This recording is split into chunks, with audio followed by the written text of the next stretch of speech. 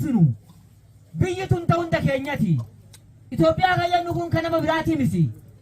miiqaama Itoophiyaati miiqaama biyya kanaati sabummaan wal qoodu keessa haa baanu tokkummaa obbolummaa jaalala qindoomina waliin tarkaanfatu waliin guddatu waliin jiraatu wal guddisu wal qabatanii tarkaanfatu kanarratti haa xiyyeeffannu gosummaa fi ganda keessa haa baanu mandara keessa haa baanu waan gati aanti keessa haa baanu kaan xiqqeessanii kaan ol kaasu keessa haa baanu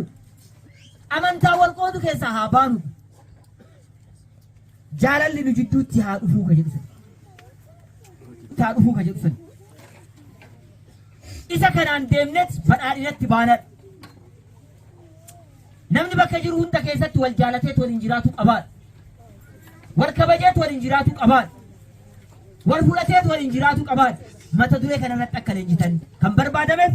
qindoominaa fi tokkummaa biyya kanaadha akka sirnaa dheeynuuf